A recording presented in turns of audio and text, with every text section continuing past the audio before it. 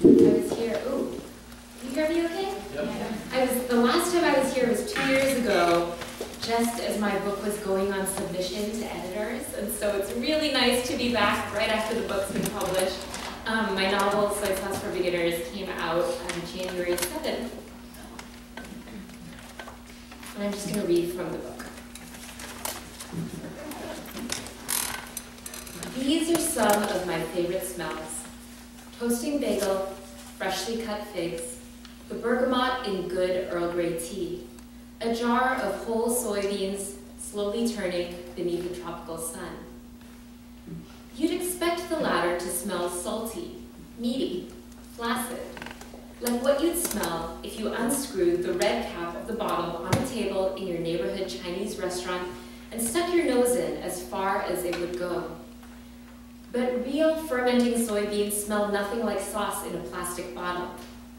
Tangy and pungent like rising bread or wet earth, these soybeans smell of history, of life, of tiny patient movements unseen by the naked eye. Everything I know about soy sauce I learned from my father and my uncle and my late grandfather. We are a family who can talk endlessly about soybeans and all of their intricacies. But that morning at the family soy sauce factory, I was in no mood to chat. The only thing on my mind was the 90-degree heat. Heat rose from the ground through my thin-soled flats. It filled my nostrils, mouth, and ears. Sweat bloomed under my arms, in the creases of my elbows, in the pockets behind my knees. Even in the shade beneath the factory's red-striped awning, the air felt thick enough to drink. Flanked by my father and my uncle, I shifted my weight from one swollen foot to another and wished the clients would hurry up and get here. If my father noticed my discomfort, he chose to ignore it. He checked his old-fashioned flip phone for missed calls. He removed his glasses and began to polish them on the edge of his shirt. Stripped of their familiar shield, Ba's eyes looked puffy and helpless. When he caught me watching, he smiled. Tiny lines radiated outward from his temples, as if etched into his skin with a fine-toothed comb. It was a simple smile, involuntary, the kind of smile you flashed at a toddler wearing a funny hat. And in spite of myself, I smiled back. On my other side, my uncle pulled an already limp handkerchief from his pocket and swiped it across the back of his neck. Where Ba was wiry and compact, Uncle Robert was tall and wide by Singaporean standards, with an ample belly perched precariously atop his belt. He grinned at me. Hot, right? He asked cheerfully. He reached over and squeezed my father's bicep. Gretchen is American now, he said, elongating the word and chuckling. Can no longer tahan the heat. Singaporeans take perverse pride in the local climate, where temperatures rise to the high 80s year-round and never dip below 75 degrees. Our tiny island sits off the southernmost tip of the Malaysian peninsula in Southeast Asia, just 1 degree shy of the equator. In polite conversation, we'll tell you we have 2 seasons, hot and wet, and hot and dry. In less polite conversation, we'll reveal there are 3, hot, very hot, and very fucking hot. During my time in the Bay Area, I learned to keep my mouth shut when my American friends complained of the humidity.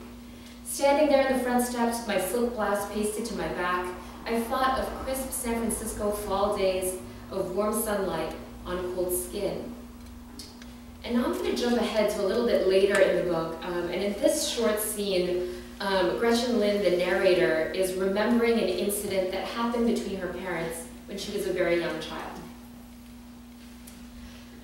The American visiting professor was named Colin Clark. He had come from the University of Chicago to give a seminar at my mother's university. To welcome him and his wife, the humanities chair hosted a dinner at a seafood restaurant on the eastern coast of the island that was famous for its chili crab.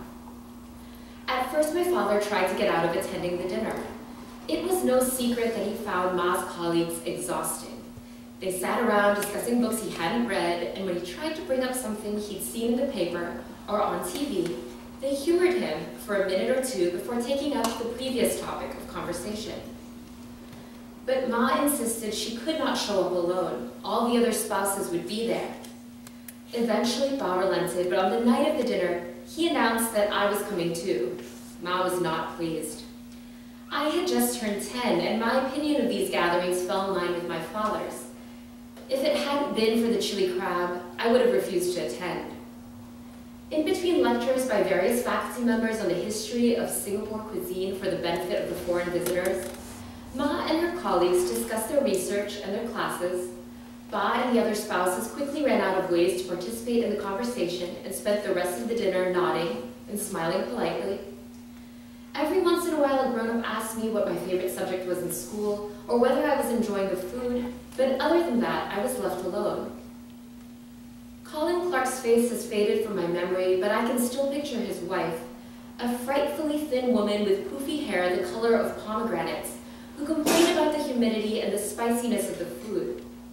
She finally agreed to taste a single morsel of crab, then pointedly wiped off her sauce-stained fingers on a disposable towelette.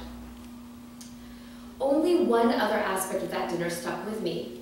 Near the end of the meal, I noticed Ma and Colin Clark discussing some writer or philosopher they both admired. Something about the tilt of their shoulders or the angles of their heads caught my attention, and when I glanced back a while later, it was clear from the way they neglected their bowls of honeydew sago that their conversation was far from over. Before I could ponder the heaviness that settled in my limbs, Ba threw back the last of his beer and cleared his throat.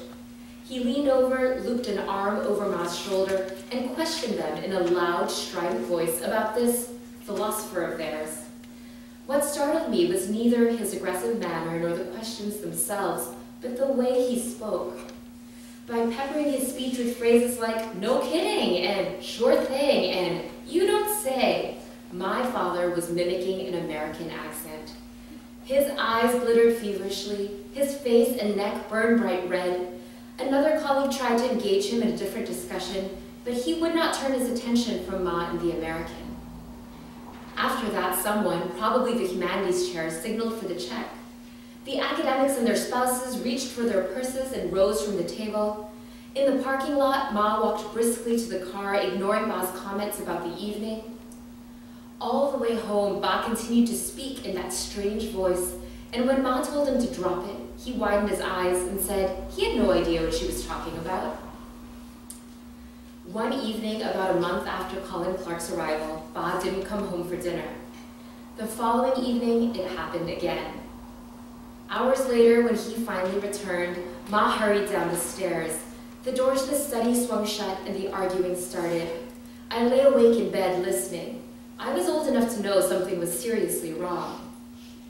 At first, my parents' voices were too soft for me to hear, but then I heard the American's name spoken by Ba in that hideous accent, and my mother's voice rose in a shriek. Images from that night came back to me, the way Ma had laughed wildly at Colin Clark's jokes, how at the end of the night his wife had refrained from taking Ma's hand, instead raising her palm in a half-hearted wave. My parents' voices grew steadily louder, and when I could listen no longer, I got out of bed and ran the faucet in the tub at full blast. There in the warm bath I lay, watching my fingers and toes shrivel as if from old age. My parents' argument stretched through the week. On day 4, Ba peeked into my room after midnight, walked through the half-open door of the ensuite bathroom, and found me asleep in a tub of tepid water. He wrapped me in a large, fluffy towel and carried me to bed.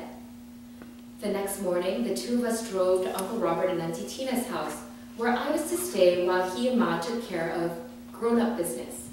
I did point out I was too old to be spoken to like that. The drive over was the first time we'd been alone together in days, and I was both furious at him and comforted by his presence. Unable to put my conflicting emotions into words, I simply asked, "When can I come home?" "Soon," my father said. "In a few days, your ma or I will come get you." Divorce was still rare in Singapore, but I worried all the same. What would it take to drive my mother back to her beloved America? In front of my uncle's house, Ba stretched his lips into a tired smile, and I tried to smile back. As much as I longed to ask questions, I sensed this wasn't the time, and that he might not even have the answers.